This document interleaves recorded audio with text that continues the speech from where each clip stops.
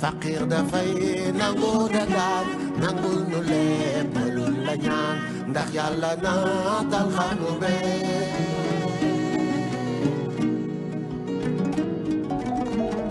ñoo ngi dagaan ca Muntaxa ma nekk Marwa ak Safa ak xaqi Mamadul Muntaxa mi yàlla jébbal xarnu bee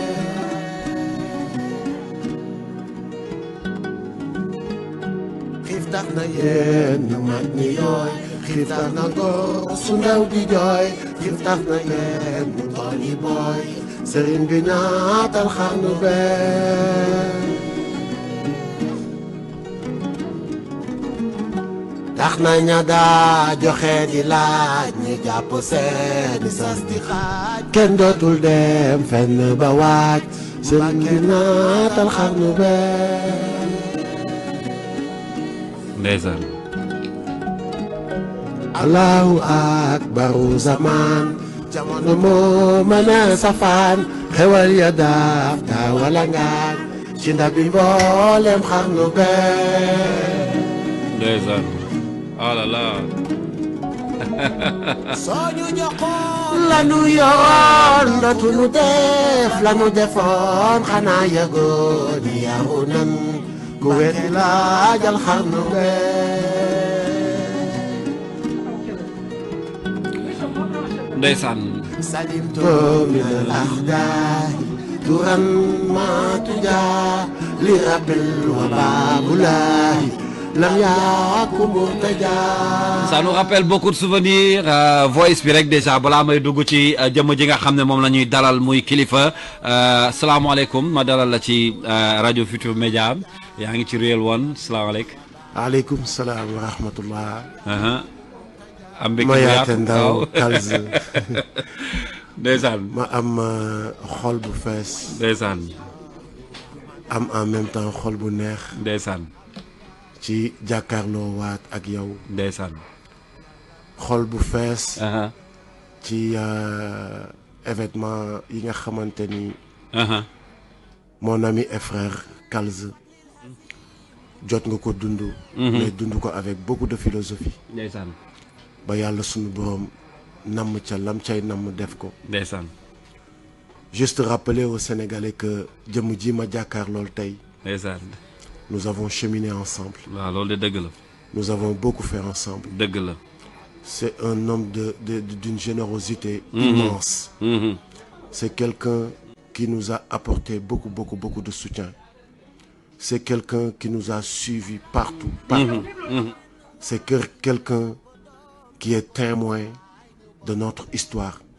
C'est quelqu'un boo xamante ni il est le seul qui est capable de raconter des anecdotes en coulisses loo xamante ni kër gi dund na ko wala def na ko ci trajectoire am ak ci voilà quoi. ndeysaan merci beaucoup. xol bu neex pour ces beaux témoignages. xol bu neex. ndeysaan duggaat fii jàkkaarloo ak yow. ndeysaan ci émission bi nga xamante ni mooy Real One. dëgg la. nekk vraiment une émission boo xamante ni depuis son début. toujours yàlla def ci teg loxoom. Je peux dire que ni c'est le seul bon voilà l'une des seules émissions hip-hop yi nga xamante ni ñu ngi continuer du rayonner. Donc vraiment et c'est grâce à Kalz Mayate Ndaw jërëjëf et son frère Olibi que je salue de passage. jërëjëf jërëjëf mais defe naa Real One defee nañ ko Kaolack defee nañ ko Gambie. on l'a fait partout defee nañ ko Nioro du Rip. on l'a fait partout. en direct Nicolas nekk fii ñu nekk foofu. defee nañ ko Rapandar Saint-Louis. diggu bëccëg gi ñu dugg en direct wax ci. defee nañ ko fu ne. c'était à l'époque ak Gadiaga. Omar Thiat. ak Mola Morgan. ak staff bi yëpp. franchement mu nekk loo xam ne duñ ko fàtte mukk. yow aussi nga nekk fierté am mbégte bu yaatu dalal la tey pourquoi parce que bu ñu fàttali ko bu ñu jëlee parcours bi rek teg forcément da ngay wax ni jaar-jaar bi fi mu mujjee nii tey mérite la parce que quand même ça fait des années ba ngay tàmbali c'était tout au début bic ak feuille la woon pour bind ay textes. Tout à fait. après bind bi ñu ne li ci topp mooy dem studio. dem studio defar musique bi.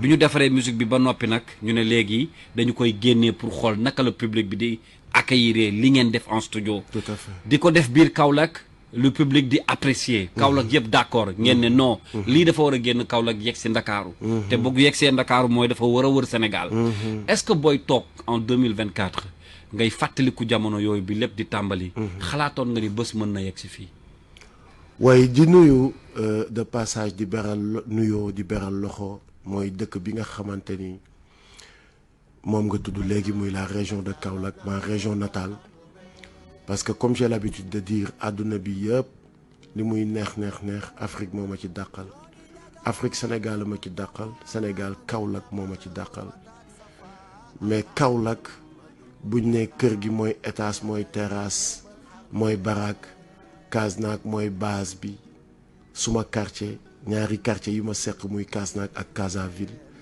moo ma dàqal ci Kaolack waaye Medina Baye moo ma gënal ci Kaolack donc maa ngi nuyu cette région qui nous a porté cette région qui nous a toujours soutenu cette région malgré tout ce que les gens disaient ñu taxaw ne non ce sont nos enfants dinañ leen wan ni que ni ils sont capables mais de coloniser le monde et aujourd'hui sant yàlla donc ñu ngi nuyu di beral nuyoo cette région qui est la région de Kaolack donc Kals tu as posé une question boo xamante ni c'est vraiment la question que tu devais poser comme tu viens de le dire on a commencé par bic ak feuille war a inspirer war a toog bind suñuy bind lan la ñuy bind ban genre rap lañ war a def ñun est-ce que on doit suivre le mouvance ñëw topp ci woy li fi nekk jàppal bàyyi wala ñun lan lañ war a def automatiquement ñu ne il faut qu'on se distingue ci li nga xamante ni moo fi am lan moo fi amoon je ne critique pas mais c'était pas en tout cas ñun li nga xamante ni gisoon nañ ci suñu bopp wala gisoon nañ ni ça pouvait apporter quelque chose effectivement donc c'était une musique ñu ko daan woowee musique adolescente ñu ko daan woowee mais ñun ñi gisoon ci leneen que ni c'était vraiment une musique qui pouvait mënoon a nekk li nga xamante ni moom la ñuy woowee une arme redoutable boo xamante ni mënoon na jëriñ ñun ñu teel ko xam tabaar fakàlla par la grâce de Dieu et on l'a utilisé comme ça ñu ne dañ ciy teg des textes conscients ñun dañuy conscientiser les masses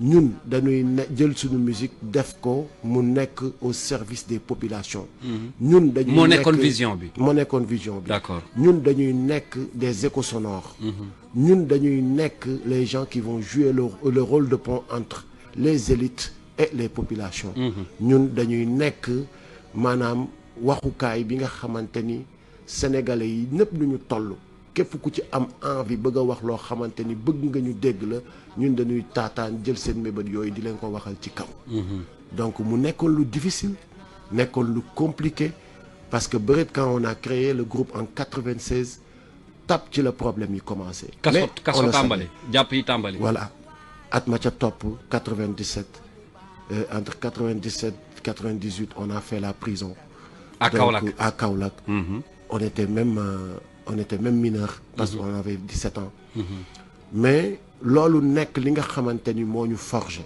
du ci sant yàlla di sant ñi nga xamante ni tamit ñoom ñoo ñu doon teg loolu parce que automatiquement jàngat biñ ci def mooy ñun fi ñu laal ça fait mal kon si ça fait mal pour un groupuscule bu fekkee li ñuy wax mu ngi déranger ñi nga xamante ni tey ñooy ñi ñu dénk kon jàppal ni askan wi dinañ ci gis seen bopp te bu yàggee incha allah ñëpp dinañ conscient ba ñëw rejoindre ñu def benn bloc. donc c'était un combat. c'était un combat. waay bu tàmbalee ca kër ga. biir Kaolack. ba génn. law Sénégal. mais kilifa pour ne pas très rester ci loolu noonu parce que boo déggee li ma la tegal nii ci suuf mooy dañ ko nar a waxtaanee maag yow ba ci kanam. ngeen tàmbali ko. bërit prison am ci année bu njëkk bi maanaam 1 an juste après la création du groupe Kër gi. ngeen ne du ngeen bàyyi parce que loolu da leen may doole. après ngeen yegg si Ndakaaru. est-ce que bi ngeen di yegg si Ndakaaru di jóge Kaolack. jàppoon ngeen ni même combat boobu mënoon na continuer à Dakar. tout à fait parce que bi ñuy jóge Kaolack di ñëw si les gens bu fekkente ni bon xam naa ni Real One c'est une émission écoutée surtout par les classiques. donc booy rappelé wu les débuts de Kër gi à Dakar suñu première sortie nekkoon à la 2STV. donc ci benn émission bu doon am Star en ligne qu'on avait fait avec Fatim BMG. Bien sûr, on se rappelle très bien. De passage ma koy nuyu cette brave dame, cette dame de fer, cette dame constante, cette dame réelle, cette dame qui n'a jamais retourné sa veste. En tout cas, standing ovation et one love, much love à Fatim, suma jigéen suma lépp, jigéenu hip hop bi, jigéenu dëgg surtout. Donc ñu ngi lay beral nuyoo boobu. ci ngeen ñëwee woon jël montre yi takk ci kaw. bi bañ ba last phase bi luñ fi gis de casse ko classique. ça te rappelle des souvenirs. Donc voilà, wow, on était venu. C'était wow. On était venu, je me rappelle. Gars yi dugg émission bi jax. Hein? Yéen ngeen mel ni ay njaay àll ñooy leen. fu ngeen jógee effectivement. Ouais. Àll ba lañ jógee. Nous représentons toutes les autres régions excepté Dakar. On est venu pour bouleverser notre hiérarchie et asseoir notre suprématie. Donc mu nekkoon une autre mission. Beneen étape. dañoo ñëw pour une dédakarisation. ci la ñu ñëw génne album rajaxe. xam nga mu indi woon bruit.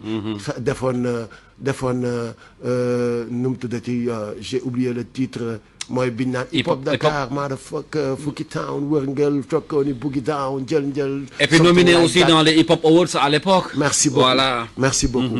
Mais loolu lépp Kalz aussi. booy wax jaar-jaar. di ko jël di ko askanale sa bopp rek dafay nekk vraiment benn manque de reconnaissance. J'ai rappelé au début que ni c'est notre public, notre base Kaolack, moom ñoo ñu njëkk a épousé, ñoom ñoo ñu njëkk a gëmloo ñu suñu bopp. Mais arrivé à Dakar aussi, on a rencontré des gens magnifiques, tels que Kalz, tels que Paco, hip hop style Jolof, tels que beaucoup de gens, Fou Malade, voilà quoi. Simon Bispiclen, vraiment. ñoom tamit adhéré seen biir nekkoon lu yomb. waaw merci beaucoup. Donc vraiment c'était formidable. C'était très magnifique. Voilà. Le combat continue. yamul rek ci les artistes. Les sons on savait que kër gi au début très engagé. On se rappelle de beaucoup de choses à chaque fois que dara génn. da ngeen di coller à l'actualité bu ñu doon delloo son yi tey. def naa émission bi du ci xaj. ñuy dem les albums les titres. On se rappelle de l'album Nos condoléances. On se rappelle de même bi ñuy yegsi defe naa en 2010-2011 l'arrivée du mouvement Y'en a marre. Tout à fait. ñi ci gën a fës ngeen bokkoon ci nekkoon les membres fondateurs porté waat beneen combat pour beneen alternance loolu aussi beneen étape la woon ci seen dund. Tout à fait. Bon beneen étape la parce que à un moment donné on s'est dit que ni jóge nañ ci état bu commencer une musique qui va conscientiser les masses. dem nañ ba gis ni notre musique est arrivée maintenant à atteindre son objectif. C'est-à-dire? Et c'était quoi? C'est-à-dire? C'est de conscientiser les masses. C'est de faire comprendre aux populations qu'il y a des enjeux. Et enjeux yooyu mooy lan mooy que ni nous avons confié à chaque fois depuis que les indépendances avant ñuy juddu on a toujours confié ce pays à des technocrates, à des diplômés, à des machins jàppal bàyyil mais fan la ñu toll. Et quand on a fait l'évaluation ñu gis ni ñi fi ñu jëmee vraiment bu ñu teelul jug ci taxaw xeexal ko suñu bopp foqati lu ñu moom nangu lu ñu moom dicter leen comment ils vont nous diriger ou comment ils vont nous gouverner non du baax.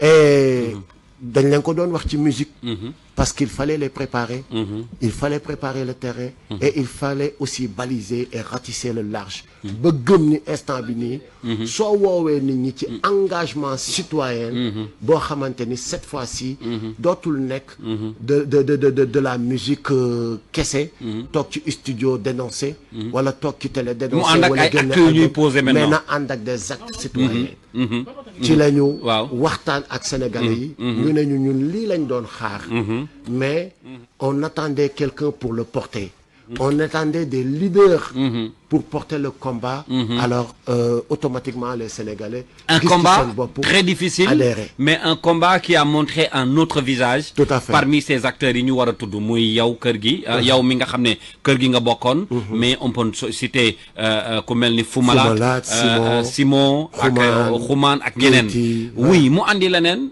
Sénégalais yi jox leen bopp mais jox leen loxo ci li ngeen nekkoon ci combat bi bu ngeen wootee ñu wuyu si. bu ngeen ne ayca ñu jóg.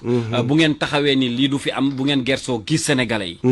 de 2011 ba 2012 boobu alternance bi am. ba bi ñuy ñëw en 2000 on peut dire sax 24 bi fii président Macky Sall xëy na di jógee. combat bi di dem mais kilifa plus qu'on avance mu mel ni dafa am ñenn ñu comprendrewul yéen seen combat. tout à fait. ñii jàpp ni léegi. da ngeen a far. tout à fait. ñii jàpp ni la ngeen waxoon au début ak li ngeen di wax léegi dafa ute. tout à fait. qu'est-ce qui a changé diggante 2012 boobu wala 2011 ba bi fi Macky Sall di nekk nit ñi mel ni du yéen a xeexoon ce combat là pour que changement am lan moo xew ci diggante bi. waaw au fait je voulais juste pour nit ñi comprendre quoi. pour nit ñi comprendre un peu parce que dafa baax aussi sénégalais yi di comprendre. Tu sais Kals, la politique agit sur tout domaine et le hip-hop réagit sur tous les domaines. Le hip-hop et la politique, ils sont inséparables. C'est de deux lignes qui se rencontrent à des croisées de chemin et qui se reséparent à un autre croisée de chemin. Le hip-hop se solidarise des politiques tant qu'il reste aux côtés du peuple.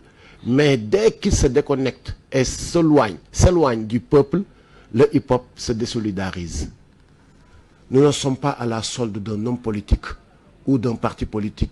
Nous sommes dans l'accomplissement de la mission que le peuple nous a assignée, qui consiste à le défendre, à le protéger et à défendre ses intérêts dans toutes les sphères de l'État. Est-ce que ce même discours ngeen amoon? Si, li ngeen di wax nii. si. En 2011. bi Y'en a marre di judd. bi Y'en a marre di judd. waaw. avant ñuy commencer. moom ngeen amoon bi ñu duggee ci hip hop. parce que dama am benn moment ma dégg nii fu ma la d'ailleurs sax laa ko déggee mu wax ko. que Y'en a marre bi ngeen di accompagner par exemple bi ngeen bëggee changement am 2011 2012 ba président Macky Sall ñëw da ngeen taxaw ne wutu leen poste bokk leen ci gouvernement da ngeen di gunge nit ba mu toog ci pouvoir ngeen jàkkaarloog moom pour surveiller ko. tout à fait pour xool fan ngeen jëm ak moom. tout à fait mais li ma gis en 2024. du loolu. En 2024, da ngeen ñëw nangu ay poste. Au moment où je te parle, certes artiste bi lañ jàkkaarlool mais vous êtes encore et en ce moment le PCA du Grand Théâtre. D'ailleurs ñu la ciy féliciter bu baax. Merci beaucoup. Mais su ma boolee ñaari jamono yooyu day mel ni discours bi dafa changer. Le discours ne changera jamais parce que maa ngi RFM àdduna yëpp ak may dégg. dégg nañ li may wax. Donc jaratul maanaam non tu sais dugg na fii génn fii kërëb. Kilifa restera kilifa. Mais à un moment de la vie comme ni nga ko waxee ma bokk ci benn kuréel bu ñu naan Y'en a marre boo xamante ni c'est un mouvement qui existe toujours. mu am organigramme am ay loi ak concept. am ay textes yoo xamante ni dañ ko bind ne lii mooy mouvement bi. yu ko tënk. bi ñu tënkee textes yooyu ne ku bëgg a rester ci biir mouvement bi. nekk koo xamante ni foo toog tu représentes le mouvement tu n'as pas droit nga am benn appartenance wala nga bokk ci benn parti politique wala dugg na fi génn fii kërëb. Et je pense que nous avons toujours respecté cela. Par exemple. Arrivé à un moment, parce que un premier temps, la troisième alternance, après avoir fini de combattre la troisième candidature d'Abdoulaye Wade, pour rappel aussi, on ne combattait pas Abdoulaye Wade, mais on combattait ce qu'il voulait faire, moi avoir un troisième mandat.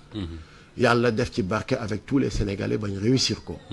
Maintenant, quand Macky Sall est venu au pouvoir, effectivement, il nous a reçus et il nous a fait des propositions que nous avons déclinées. Voilà. Pour ñuy dégg waaw wolof pour ñu ngeen bañ koo jël ngeen gàntal ñu gàntal ko. Et li taxoon ñu gàntal ko. Après avenir jox nañu dëgg. mooy que ni dañu gisoon ay nit yoo xamante ni ñun liñ doon def comprendre guñ ko woon. maanaam poste moo leen ñoroon. ñoom lan moo leen ñoroon mooy na fi Ablaye Wade jóge ñu toog fi. mais ñii fi ñëw tamit looloo leen ñoroon maa ngi ñëw. alternance bi c'est à peu près la même chose. maa ngi ñëw. foofu damay taxaw ne la si c'était à peu près la même chose. Sonko def ci doon xëpp kaani. Parce qu'arrivé à un moment, c'était lui le leader de Pastef. Arrivé à un moment, c'était lui que beaucoup de Sénégalais, des sympathisants, des militants, tout, mom lañ waxone ni mom lañ bëgg mu nekk sen président. Quand on a empêché sa candidature, il a encore montré aux Sénégalais que nekk président yitteluma ñoruma.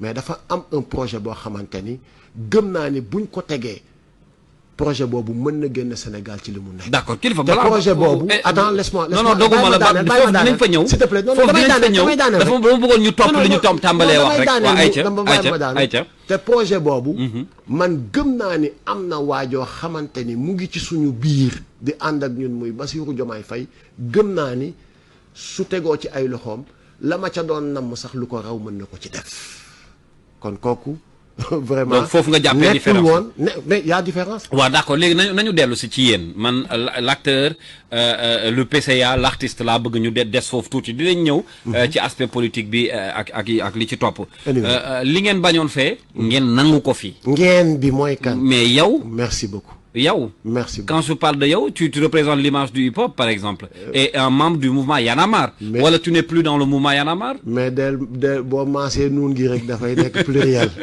waa léegi yow la nga bañoon fële waaw nga nangu ko fi nga nangu ko fi lu tax li ma bañoon fële waaw li tax ma nangu ko fii mooy expliquer naa la ko dama gisoon ñoo xamante ni dañ ma doon woo ci kaay leen ñu nguuru. Je ne veux pas rentrer dans les détails. Mais fofu. Parce que quand une révélation. Fofu kilifa. Non, est-ce que salfañe wo texte yi nga xamné mom le mouvement Y'en a marre defoon ni. Waaw, allez-y. Boo ma daggee rek ñi déglu duñ comprendre. Xam nga je ne voulais pas rentrer dans d'autres détails quoi. Parce que après qu'on a biñu Macky Sall waxé ni kay leen jël ay ndombo tank. Waaw. Ñu bañ.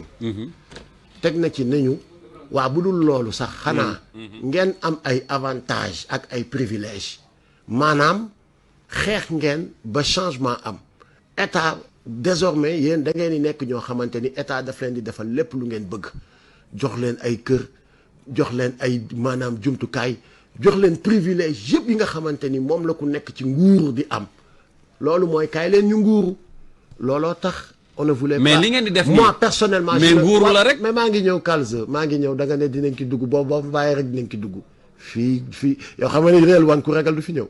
man xam naa loolu merci beaucoup parce que on pose toute question te Sénégal àdduna wërngal këpp ñëppay déglu donc du coup waa ji ne kaay leen ci Sénégal boo xamante ni jubal jubbanti la ma ne man de loolu laa gëm peut-être su fekkonte ni Kalz waaw demal nga laaj ko keneen ku dul man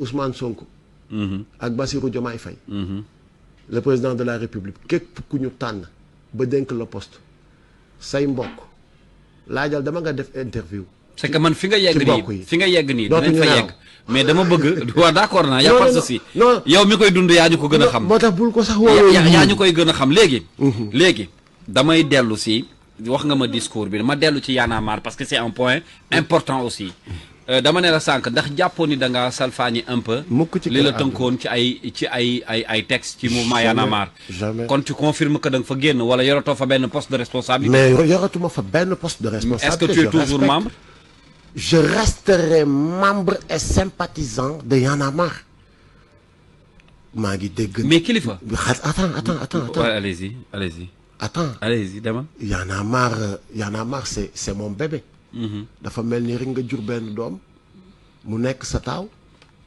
sa caat juddu nga ne ko yow déshérité naa la juratuma la munuma génn Y'en a marre munuma génn ci le concept Y'en a marre la philosophie Y'en a marre d'ailleurs fële ma nekk na le je fais du Y'en a marrisme là-bas une gestion collégiale je fais du Y'en a marrisme là-bas une gestion dans la transparence une gestion boo xamante ni inclusive ñëpp dañ ciy bokk ñëpp dañ ciy gis seen bopp c'est-à-dire Y'en a marre tënkul tamit kenn képp ku nga xamante ni philosophie la tu sens que buñ la joxee mbir mën nga ko doxal Y'en a marre te leer mais bu boobaa nag dootuloo occuper benn poste de responsabilité ci biir mouvement au niveau de Y'en a marre te d'ailleurs booy xool sax kilifa est-ce que xam nga ni Y'en a marre kilifa ak caat ñoo toog waxtaanee ko biñ ko waxtaanee ñu dem toog waxtaan ceeg Fadel Barro ak Alioune Sané au début ñun ñeent ñooñu ñoo ko créé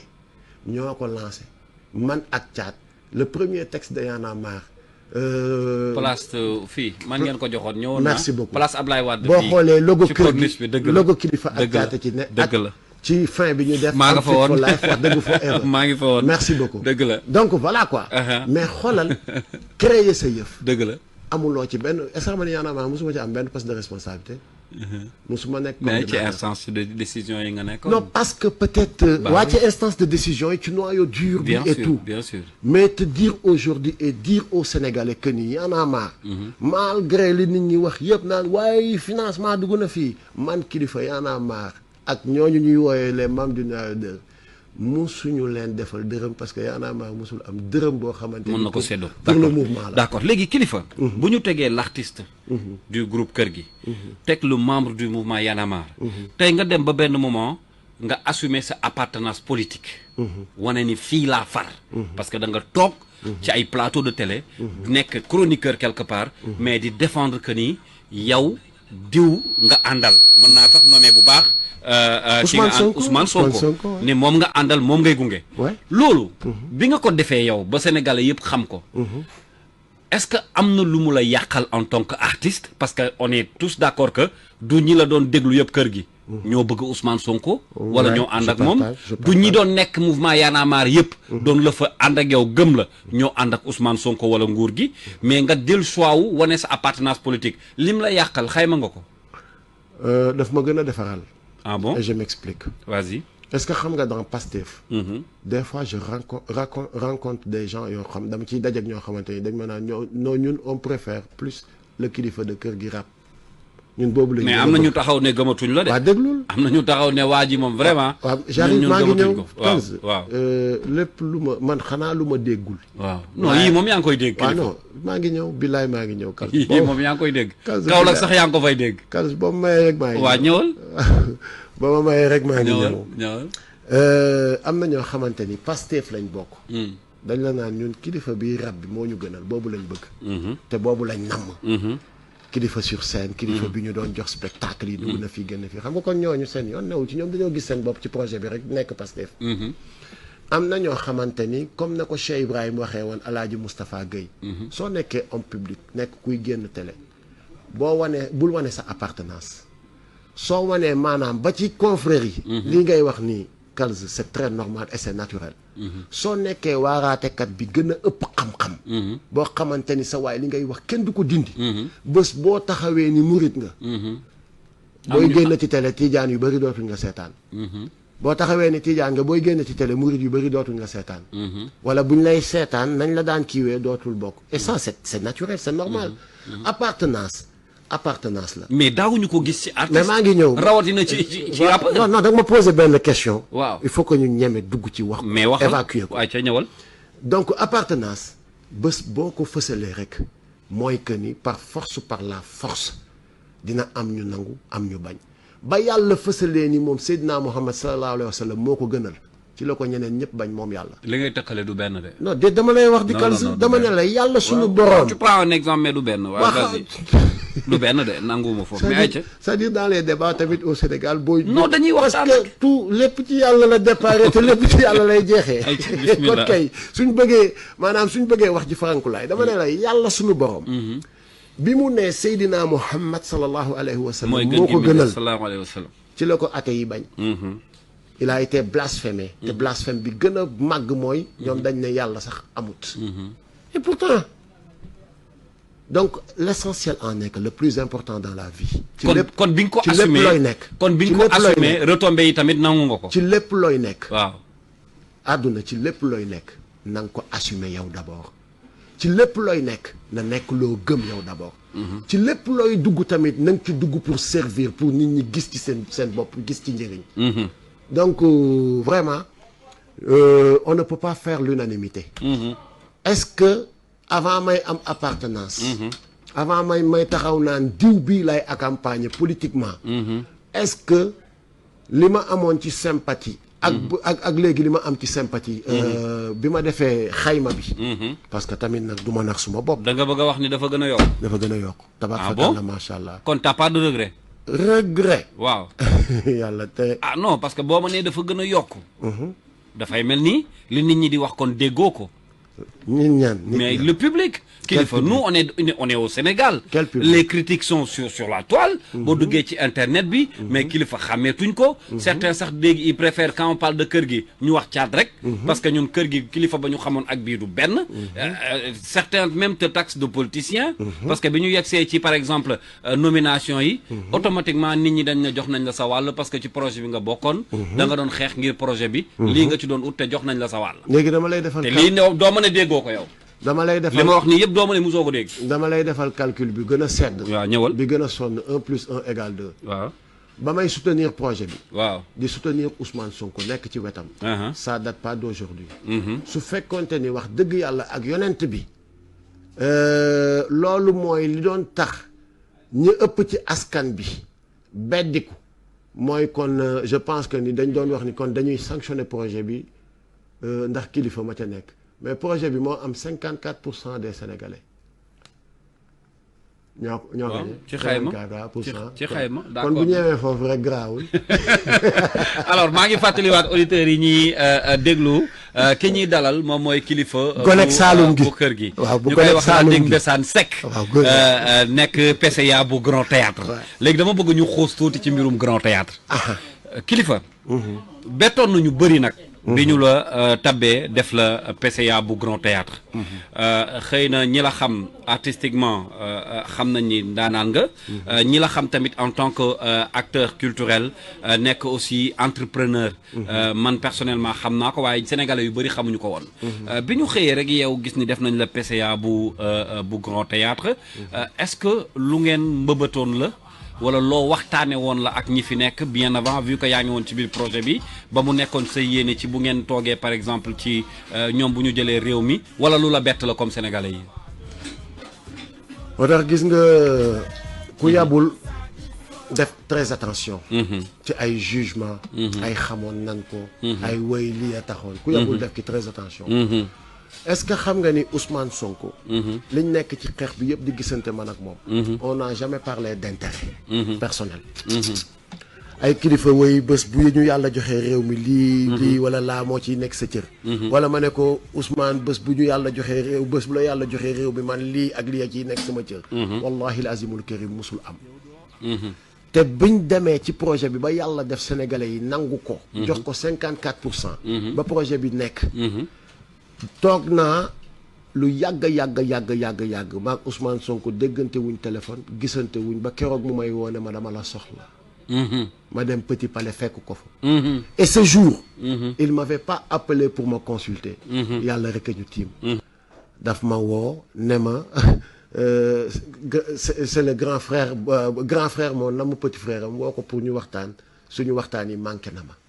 parce que man ak ci bi mu nekkee premier ministre. bi mu nekkee PM. d'accord mu ne ma depuis boobu ba léegi yow ci sa bopp ci comprends tooguma sax ak nit lu tolloog 30 minutes ñu ngi ci consultation yi ñu ngi ci kii teg gouvernement beeg donc ça nous a pris ñu toog waxtaan man ak moom waxtaan bu comme ni ñu koy defee bu ubbeeku waxtaan bu yaatu waxtaanee lépp ba sama heure ñibbi jot mu ne ma je dois aller au sport ci la jóg dem sport man ma jóg dem ñibbi.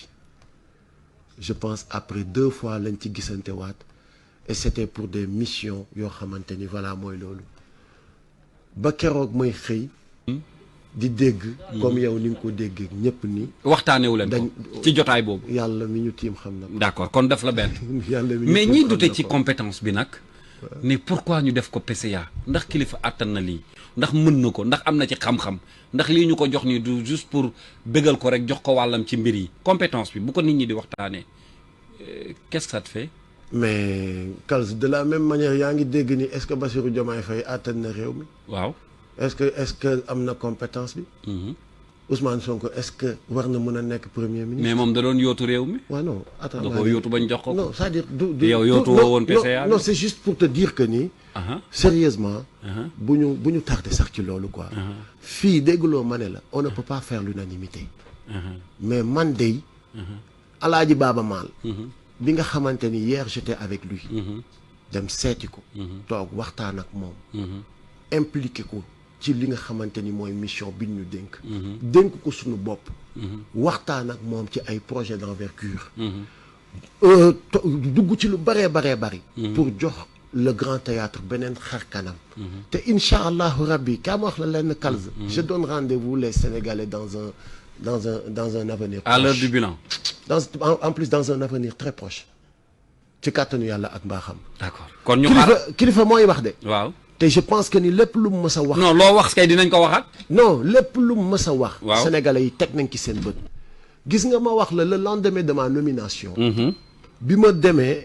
bi ma xoolee texte yi. c'est quoi la mission du PCA d'un PCA au Grand Théâtre ma lire mission bi mooy li nga xamante ni moo gën a ndaw ci li ma def ci suma àdduna li ma réussir yépp ci suma àdduna mission wu PCA Grand Théâtre mooy li ci gën a oyof mooy li ci gën a sedd mooy li ci gën a yomb. Donc quand je dis ça très honnêtement c'est pas parce que dama jël yëf yi oyofal ko wala c'est juste que ni quand on met l'homme qui kon xam nga ko xam nga mission bi xam nga li lay xaar. mais attends Kals tey jii nii soo jóge woon fii maara day taal yi yàlla nga fi defee sa retraite wala ci leneen sax yaa xam mais boo jógee woon fii dem ci beneen rajo mais da ngaa changer de rajo rek waaye xam nga li la fa yóbbu mais attends man 28 ans de carrière sama lépp culture la. D'accord. sama àdduna sama lépp culture la. D'accord. ñu jox ma as Grand Théâtre ne ma tu es le PCA non sérieusement. warul tëj sa bopp. il faut nga nekk de mauvaise foi de très mauvaise foi pour ne noo kilifa lii ñu ko jox dugg na fi génn fii sérieusement en plus leeral jaru sax ma ciy leeral ndax fii ba suba ci ginnaaw ngoon booy wax gars yi dañ la naan non dañ la jox sa wàll waa jël naa suma wàll maa tey. d'accord léegi kilifa ci jamono bi ñu toll nii. d'accord nga ni réew mi dafa metti wala d'accord ko. d'accord nga ni ay jafe-jafe am na ci réew mi. léegi dama bëgg. ñu réactualiser benn son. ak jamono ji fi mu tontu non déglu ma da ngay déglu doog ma tontu. non Kals nag doo ma. non boo dégloo doog ma tontu dama bañ nga tontu ma nii déglul ba pare. bu amoon jëkkër. ñu koy doxaan mu am jëkkër maanaam am far peut-être mook far wa am lu ñu seqoon ba ëmb juddu woon ca soxna si profiter tas sëy ba parce que day bañ. mais yéen ñu ne woon sëy bi dañ koy takk rek kër gi neex de. kër gi neex. voilà waaw mais musuñ leen wax ni dañ koy takk. mais kër gi fii na nii neexul de. musuñ la wax ni ci réew mi lañ ne de. réew mi moom munul neexul ne instant bi nii parce neex na da lay nax de. man day dégguloo li ma la wax. Seck. réew mi neexul de. waaw léegi Kals. waaw. looy woowee réew mu neex ak mu naqari. mais jafe-jafe yaa ngi fi. jafe-jafe yi ñan ñoo koy dund. sénégalais yi. ñan ñooy sénégalais yi. mais ñun muy yow di man ak sa morom. ok léegi Kals ma yaata ndaw. je pense que toi tu as été toujours de bonne foi.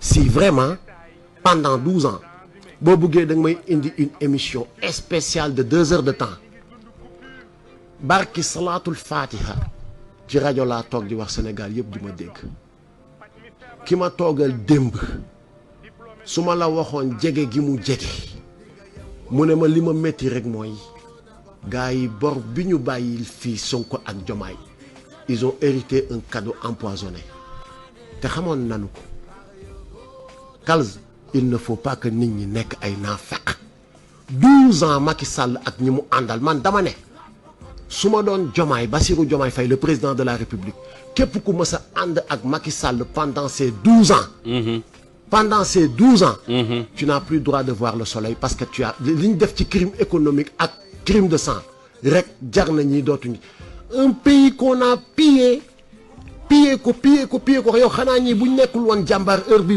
dañuy lekkante ki suñu biir wala dañuy dànk suuf di ko lekk. d'accord yow xam nga ñii lan lañ fi bàyyi ci ay scandale. mais attends et Kals ça tu le sais. tu ne l'ignores pas parce que tu es quelqu'un de très informé. mais ça je sais mais kilifa mais kilifa xam nga ni nga mënee jukki loolu. non mais pourquoi xam nga li nga mënee jukki loolu. noonu la ñu mën a jukkee mais autant de problèmes yu nit ñi di dund ba tey. mais xale yaa ngi jóg di jël gaal gi ba tey moom lay wax. il faut qu'on s'écoute mais maa ngi lay dégg. il faut qu'on s'écoute dama ne la. waaw. continuité la. phénomène gaal gi veille bi ñuy def élection.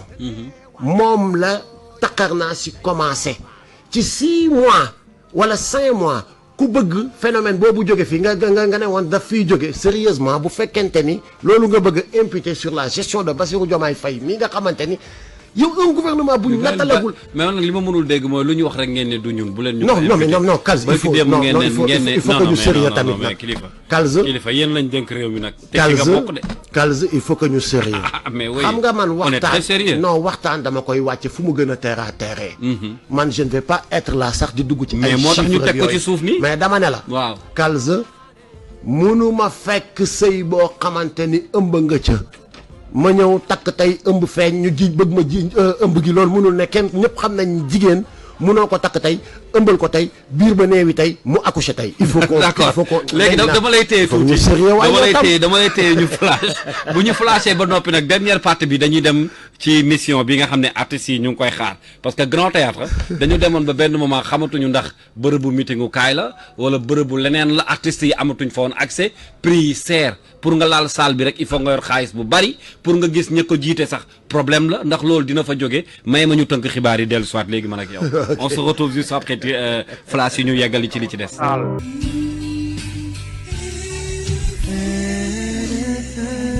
Merci de votre fidélité. Il est 16h le flash.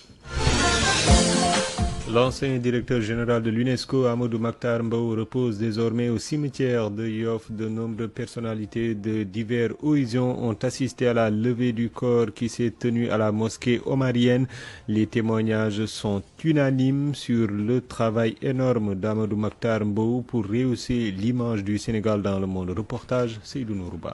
Juste à l'entrée de la mosquée omarienne, sous un grand hangar, un monde fou venu rendre un dernier hommage au professeur Amadou Makhtar Mbow. Pour ceux qui l'ont connu, c'est une immense perte pour le Sénégal. Hadjibou Soumaré, ancien Premier ministre. Il a beaucoup travaillé pour le Sénégal, il a énormément travaillé pour l'Afrique. Lorsqu'il défendait certaines idées à l'UNESCO, beaucoup n'avaient pas le courage de le faire. Il l'a fait pour l'unité de l'homme, pour les droits humains. Donc aujourd'hui, il doit être cité comme exemple pour les générations futures. Premier Ousmane Sonko, venu reprendre le Sénégal, a salué le patriotisme de l'homme. Amadou Makhtar Mbow ne doit pas servir d'exemple qu'aux jeunes, mais à tout le Sénégal. Qui a donné à se consacrer toute sa vie à se battre pour la construction d'un modèle qui vient de développement, un modèle sociétal pour son pays, le Sénégal, mais qui s'est battu toute sa vie pour faire rayonner l'image du Sénégal à travers le monde. Il a réussi à le faire en se hissant brillamment à la tête de l'institution qui est l'UNESCO et nous associer à la famille pour partager la douleur et la joie. Sous l'égide de Thierno Madani Tall et de Imam Seydou Nourou Tall qui a dirigé la prière mortuaire, la dépouille de feu Amadou Makhtar Mbow a été acheminée au cimetière musulman de Yoff pour le repos éternel de son âme. Paix à son âme, Lat Diop est toujours en garde à vue dans les locaux de la division des investigations criminelles. La prolongation de sa garde à vue expire ce soir. Il est attendu pour une éventuelle confrontation avec le patron de Wanix-Bet, Mohamed Dieng. Son accusateur, l'ancien ministre des Sports et ancien directeur général de la LONASE, est poursuivi pour détournement de deniers publics et blanchiment de capitaux. Lat Diop a été interpellé par la DIC samedi dernier. 196 Sénégalais en Libye vont être rapatriés demain par vol charter. Ils seront bien accueillis par le secrétariat d'État aux Sénégalais de l'extérieur. Le référentiel de politique économique et sociale du régime sera officiellement présenté le 7 octobre, mais avant, une conférence de presse du gouvernement est prévue demain jeudi. Dans ce document, il est dit qu'une grande place sera accordée au secteur privé dans l'agriculture, l'industriel, l'énergie. C'est une bonne option selon l'économiste Mor Gassama. Il souligne que le privé est incontournable dans le développement économique du pays. 268,5 millions, c'est le montant global destiné à la région de Louga pour des financements émanant de la DRFJ. La dite structure a pour objectif de rendre les femmes plus autonomes et de permettre aux jeunes de rester dans leur terroir et de tourner le dos au phénomène de l'immigration clandestine. Des bureaux d'information sont aussi mis en place afin de résoudre certains problèmes selon Aïda Mbodj qui exhorte les bénéficiaires à travailler correctement pour pouvoir rembourser à temps.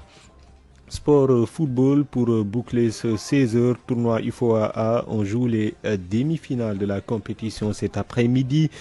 Coup d'envoi depuis 5 minutes entre le Sénégal et la Guinée pour la seconde demi-finale. La première s'est terminée. Il y a quelques minutes, Sierra Leone s'est imposé devant la Gambie. 3-0. Retenez également que c'est le coup d'envoi de l'Europa League avec quelques matchs à 19h. Manchester United affronte Twente, Dynamo de Kiev, Lazio, Nice, Real Sociedad, Midtjylland, Hoffenheim. Un peu plus tôt, Liga, Giron affronte Rayo Vallecano. Ce sera à 17h, 19h, Barcelone, Getafe. 16h et bientôt 6 minutes, c'est tout pour ce flash d'information. Merci de l'avoir suivi. Merci à Alioune Badara Diallo qui assurait la partie technique. Dans un court instant, la suite de votre émission Real One avec Kalz.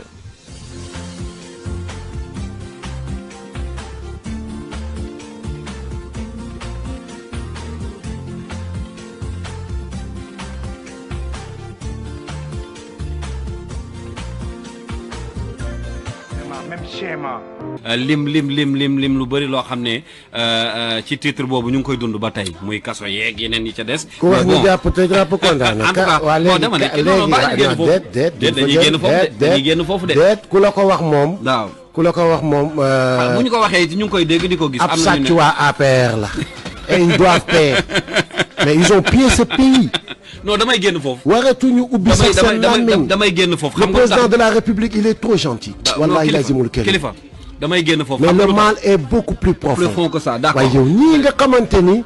ils ont utilisé presque. sa xalaat la. presque. 80 et quelques % du budget.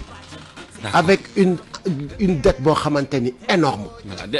Sérieux non parce que non la manipulation est trop et ça ne va plus passer. D'accord, c'est à vous de défendre ça. Non, c'est pas une question de vous à défendre ça. Kalz, toi-même tu dois défendre ça parce que tu étais là. Tu étais là, je suis désolé. Mais li fi jógewul dafa bari ba tey de. Manela wax di Manela li fi jógewul Manela on doit dire on jaaraama Bassirou Diomaye Faye ak Ousmane Sonko. waaw li fi gars yi bàyyi. waaw ñii bu ñu nekkuloon ay góor yàlla.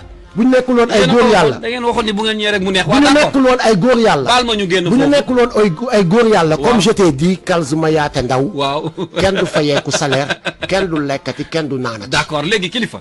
kaa ñu ñëw stoppé lépp lu vagabond yi doon def. d'accord bradage du littoral lépp ñu arrêté ne kenn dootul cax-caxate. mais dañuy génn foofu. dañuy génn foofu doo suñu condamné c'est révolu. d'accord dinaa la man c'est un Sénégal maintenant d'ici la semaine prochaine. dinaa la andil. waaw barki Cheikhou Tidiane. ci jógu fi bii ñu dégg. yoo xam ne ñu ngi koy dund ba tey yëg nga ni depuis la semaine passée ñu ngi dundaat xuy kamaj gi. depuis la semaine waaye mi yow Mayaate Ndaw xanaa dégguloo ma. mais non bul ne lépp a ngi. xanaa dégguloo ma dégg naa la merci beaucoup. dégg naa la. on attend dañuy xaar seet bi agsi bu seet bi accès ñu commencé def une évaluation bu ëmbee aussi ñu doog a génte accès waaw ñu soog a def une évaluation. d'accord mais jabar ji fi gars yi bàyyi woon ëmbal ko boo nekk ba tey ëmb ba ñu ngi fexe nag mu accoucher. d'accord inchallah te dina accoucher. ñu ñëw ci Grand Théâtre de Dakar yow la ñu def PCA Grand Théâtre bi muy ñëw mais lu Sénégalais yi accueilliroon la mu neex lool. musuñu ko woon sax gis d'ailleurs. parce que Sorano moo fi nekkoon ak ay quelques salles Grand Théâtre ñëw ànd ak taar rafet. nit ñi dafa dem di fa def ay spectacle mu nekkoon sax benn défi pour les artistes mais li ñëpp di kaas kilifa ndax loolu nga fa fekk mooy c'est pas accessible prix yi cher na artistes yi nga xam ne fa lañ daan dem di produire pour ñu amaan saalu Grand Théâtre sax dafa mel ni prestige la woon est-ce que loolu sénégalais yi doon wax te effectivement peut-être dund nga ko parce que kër gi man ak yéen organiser nañ fa événement ci su ma fàttalikoo bu baax ndax loolu nga fa fekk ak la ngeen fa fekk noonu ndax dina fa jóge alhamdulilahi rabbil alamin ci sa rebondissement bi yàlla daf ñoo àtte man ak yow àtte bu gaaw yow yaa toog en tant que animateur waaw moo fa ci Grand Théâtre lay dugg nii de wallaay ci Grand Théâtre lay dugg en tant que un animateur culturel waaw en tant que quelqu'un bi nga xamanteni il va toujours vers l'information en tant que quelqu'un bi nga xamanteni il est informé xamna ce qui se passe dans le pays yow ya taxaw nga lim lépp ne moo xewoon ci grand théâtre avant ñu koy jox jàppal ni nim xewee ci grand théâtre noonu la xewee nag ci fépp ñu ñëw fekk un grand théâtre à terre dara newu fa woon non du ma ne dara nekku fa dañoo ñëw fekk un grand théâtre à terre bàyyil nañ ñu fa bâtiment ba mais déjà un bâtiment à réfectionner un bâtiment encore à parfaire un bâtiment encore à embellir un bâtiment encore à sécuriser mooy la première mission bi nga xamante ni mooy li mooy bàyyil nañ ñu fa daal bâtiment boo xamante ni yi ma lim ni déjà moo daal bâtiment ba. yéen kay daa mel ni kon fekku leen fa dara. une gestion boo xamante ni maara day taali. waaw. ba pare ñu fekk fa au début le grand théâtre le budget était de 1,3 milliard. Maintenant le budget est réduit dañ ko wàññi ba 700 millions. ba 700 millions. donc lii la ñu hérité. loolu ñu bëri xamuñu ko woon. merci beaucoup. kon nag moo tax ma ne la. comme léegi fi mu ne nii toll na ci. te nañu jël ni le grand théâtre c'est un truc en miniature mais c'est partout. Un budget de 700 millions quasi, qui ne couvre que les salaires des employés. Nous fekk un grand théâtre boo xamante ni 45 personnes. la waroon a employé. ñu fekk fa presque 100 personnes. Un grand théâtre boo xamante ni sa mission mooy faire de la production ñu fekk un grand théâtre boo xamante ni 0 production wala 5% de production un grand théâtre boo xamante ni mooy comme li nga wax su fekkente ni dafay xaar benn calze bëgg a organiser pour mu mën a fatt ay yenn gabam yi il faut que grand théâtre boobu cher un grand théâtre boo xamante ni loo ko indilul du ko dem jëli ji grand théâtre boobu ci yàqu la jëm te bu mel noonu fa parce que bâtiment foog muy dund te lan moo koy dundal xaalis moo koy dundal te xaalis boobu il faut que bu weesoo budget bi la état di jox nga dem uti ko mais nan nga koy uti jee c'est une politique bi ñu ñëwee avec le directeur général que je salue de passage Serigne Fall Gueye am une vision vraiment très claire yàlla def vision wam ak sama vision nekk de same mu nekk benn ànd boo xamante ni tabax fakal la macha allah on est très compatible parce que xam nañ c'est un artiste lui aussi il faisait du reggae et ma wax la leen que ni ci biir Pastef moom Serigne Fall Gueye boobu c'est lui qui a rédigé le projet culturel pàcc projet culturel bu Pastef kon normalement kooku moom ci boppam sax est-ce que jàppul woon ni ministre de la culture lañ koy def Ousmane Sonko jël ko ak Bassirou Diomaye Faye le président de la République dénk ko grand théâtre et celui qui a rédigé maanaam côté culture lu bëri ci culture 75% moom moo ko doon bind di ko concocté tu vois un peu kon teg nañ fa koo xamante ni ku ponkal ku xam culture xam na li muy def d'accord am ouverture donc on peut dire que le duo entre yéen ñaar dinañ ci bénéficier bu baax ci kattanu yàlla ak mbaaxam et je donne rendez-vous dans un avenir très proche artistes yi da nga poser question bu neex a neex te il faut que ma tontu ci ñu ñëw avec une nouvelle vision avec une nouvelle politique notre politique bi njëkk mooy que ni grand théâtre sa mission c'est de créer du contenu c'est de la production ñu ne ok nan la ñuy créer nan la ñuy fexee ba théâtre bi am contenu nan la ñuy fexee bay def ay production ñu ne il faut impliquer tout le monde grand théâtre la tudd donc nañu fexe ba te loolu dafa waroon bokk ci ay mission théâtre boobu ñuy wax gis ci boppam grand théâtre sa mission c'est de promouvoir la culture panafricaine nañu fexe ba di am contenu les artistes de l'Afrique de l'Afrique dans le cadre général ñuy fexe au moins lu mu bon chaque mois on essaye d'en amener 2 ou 3 important ñu ne grand théâtre lan la dafa bokk ci les 7 joyaux les 7 bijoux de Abdoulaye Wade bien sûr booy xool sax bokk ci bi ci gën a rëy ak bi ko ci dàq ñu ne de par le bâtiment c'est le plus grand théâtre du monde mais de par contenu c'est le plus petit grand théâtre parce que amul dara donc il faut que ñu def ci contenu c'est quoi notre politique déjà nous allons profiter sur cette mission de rendre hommage aux légendes de la musique sénégalaise. On a commencé à faire une tournée. On était parti chez... avec Viviane, on a signé une convention. C'est lui l'ambassadrice du Grand Théâtre. Avec Kumba Gawlo, on a signé une convention, moi, deuxième ambassadrice. Qui va fêter ses 40 ans d'ailleurs. Qui va fêter ses 40 ans. Bien sûr. Après, on était parti voir Omar Pène. Rendre hommage. C'est le Grand Théâtre, mais c'est le ministère en miniature, mon déplacement, bien sûr. Pour dire si li nga xamanteni moy sa savoir-faire, moy ce carnet d'adresse, moy ce générosité, moy ce lepp li nga xamanteni am nga ko defal nga ko Sénégal. On est venu pour vous rendre hommage, pour denkat len suñu bop. Parce que Youssou Ndour qui reste moom moo des ci ki ñu war a gis dafa tukki woon, il nous a calé un rendez-vous. Bi mu nee guddee ak mësa guddee ngir ñu mën a gontoo mësa guddee. Gone bu tàggoo ay waajuram waxtaan ak ñoom ca njëlbeen fu mu nekk ci àdduna sañ na fa yaakaar lu baax. Ñu dem ci mag ñooñu nga xam c'est des icônes, des légendes. Non seulement de la musique mais de la culture, des ambassadeurs, des drapeaux du Sénégal. Tey jii nii ak ministre de la culture boo fi mës a am nañu bëri fàtte nga leen. Depuis Senghor ba tey am nañu ci buñ la nee limal Kals doo lim. waaye buñ la nee limal est-ce que rôle Grand Théâtre am coming. Ouais, non, où est le ministère de la culture? Mais c'est non mais attendez, mais pour moi l'initiative l'initiative en réalité le ministère ñoo ko war a jël, mais est-ce que c'est votre rôle ce que vous êtes en train de c'est important hein, c'est une mission la bokk. Kals waaw peut-être ci diplomatie ak ci yenn yi ñu teg benn ministre boo xamante ni xam na ni il faut des acteurs de terrain mu dénk leen yenn poste yi pour ñooñu mën a liggéey wala lañ ko dénk bari rek. c'est le ministre ci boppam moom moo toog wooñu waaw dessiner ñu sa politique waaw ba pare mais attends Kals boo jëlee kilifa nga ne ko dama lay yónni waaw dama bëgg nga dem rencontrer ji ces légendes là waaw dama bëgg nga dem toog waxtaan ak ñoom waaw nga wax leen ni leen lii mooy sama politique pour la culture non attends yónni na ko mët ndaw. D'accord. Ouais, voilà. D'accord. Voilà. Ñëpp dañ naan c'est le ministère en miniature. Ministère bi moo déplacé wu. Suñu ministre moo ñu yónni. Mbur ngeen dox mission boobu. Merci beaucoup. D'accord. Donc mission ngeen doxi. Donc waaw. Signer des conventions, des partenariats. Et puis on a trouvé des grands yoo xamante ni.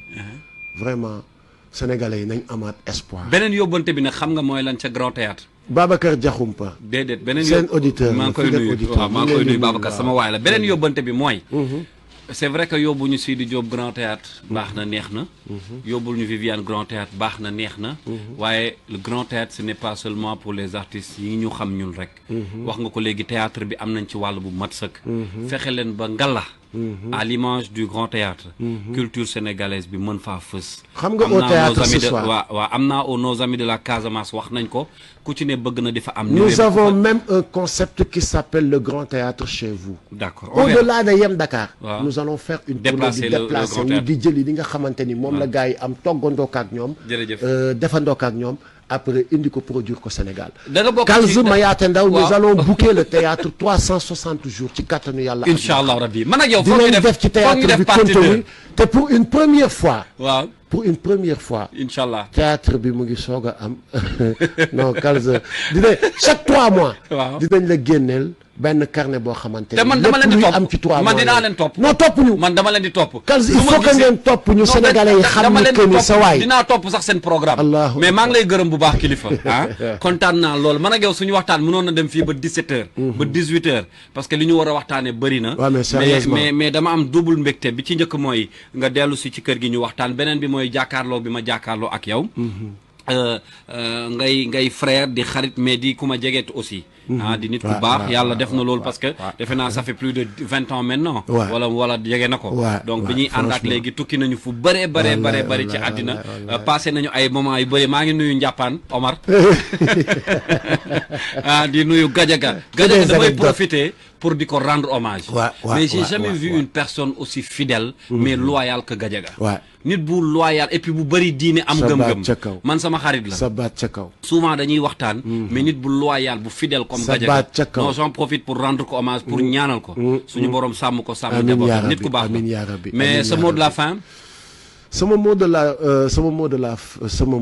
de la fin ci émission bi. waaw.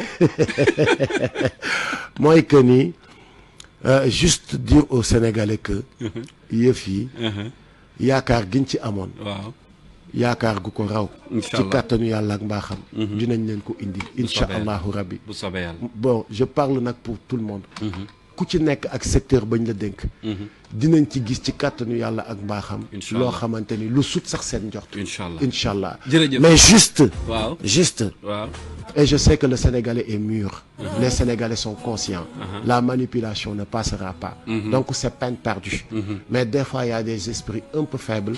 Juste di continuer di wax ñooñu que n'écoutez pas ñi nga xamante ni c'est des charognards qui étaient là-bas doon dundee medd lekk Sénégal ba Sénégal jeex. Après bëgg a ñëw tey di ñu kii nii. Il faut arrêter. Baye Fadilou merci beaucoup kontaan naa ci yow et puis xam naa semaine prochaine dinaa dugal sama demande d'audience parce que bëgg naa nga recevoir ma bureau ba. mais man ak yow y a pas de protocole. non foog ma jaar par la voie normale. est-ce que xam nga ni grand théâtre ñu non sa waay nag def nga grand théâtre mbedd. parce que léegi gars yi am na caaf am na non il débarque les gens débarquent parce que Kalz n'oublie pas que je suis le mur de lamentation des populations. mais dimbali ma ba bul recevoir Omar. Thiat du ma ko recevoir. jërëjëf voilà merci beaucoup mi ngi nekkoon kilifa moo nekkoon suñu gan tey ci waxtaan wu yaatu bu ñu seqoon depuis 15 heures mu nekkoon mbégte moom nag bokk na ci ñi nga xamante ni fierté la pour le mouvement hip hop yëpp semaine prochaine Nit Dof mooy nekk suñu invité mercredi prochain le nouveau PCA bu Fonds des cultures urbaines moom aussi dinañ ko dalal mercredi bi di ñëw li ñu waxtaanee ak kilifa yëpp dinañ ko waxtaanee ak Mortala Nit Dof di gërëmaat bu baax ñi ñu àndaloon depuis 15 heures. Alors ça moom la ñuy tëjee il s'appelle Mr Pagdi. Pagdi, vous vous rappelez de lui, c'est un artiste qui a beaucoup de talent. Il a sorti ce titre en exclusivité li mooy lu xibët dama leen koy